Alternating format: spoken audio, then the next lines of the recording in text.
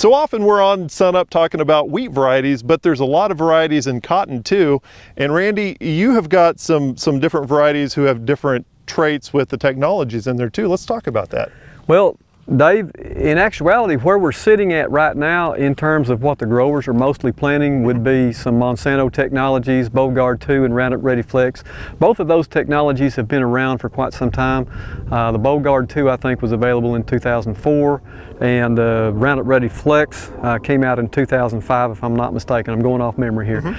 But certainly that's kind of been the backbone, the bread and butter. Of course, the Roundup Ready Flex technology allows us to spray Roundup over the top, full season, without any issues. Right. Of course, if anybody's paying attention to what's going on in agriculture today, they're fully aware that we have problems with herbicide-resistant weeds, particularly glyphosate-resistant weeds in the cotton patch. Right. And one of those weeds that's a killer is the Palmer amaranth.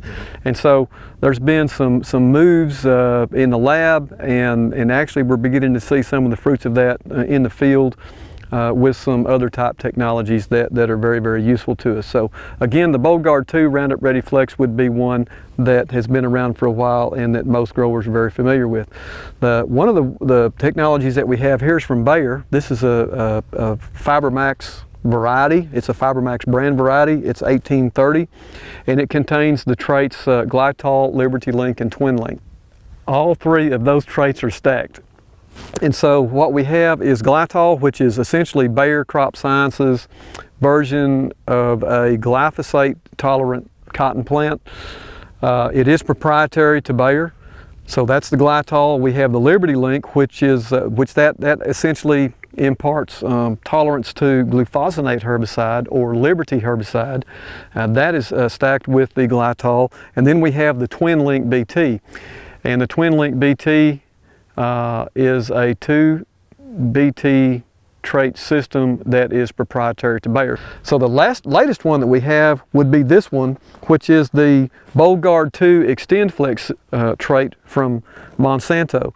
And of course, we've been working on getting this particular trait evaluated across the belt for the last several years, and it's really turning into a really nice system. This is the first year for these. We'll be treating these particular varieties at this location that have the B2XF trait, which does impart tolerance to dicamba, to Roundup. Essentially, it's a Roundup Ready Flex type trait incorporated into that.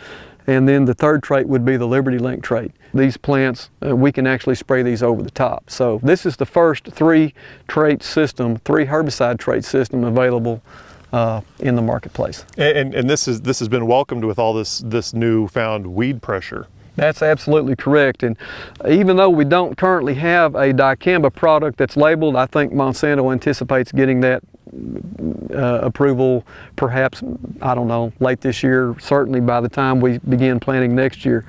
But it will be very highly welcomed, I think, by growers, because it will provide them another tool in the toolbox to be able to use against these glyphosate resistant weeds, particularly the glyphosate resistant pigweeds. Why do we see these issues in cotton and say not another crop? Well, it's not just in cotton. Right. We need to recognize that weed resistance is a big problem. It's a problem in corn, it's a problem in soybeans, it's a problem, and those are actually transgenic crops. Right. So there's issues there.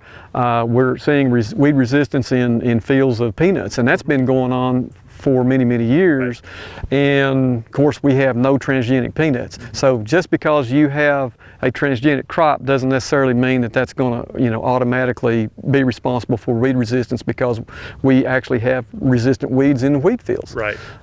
Kochia, I think, is one of those. And it all crosses over, and a lot of our growers really want, and they're really looking for the opportunity to rotate. Mm-hmm.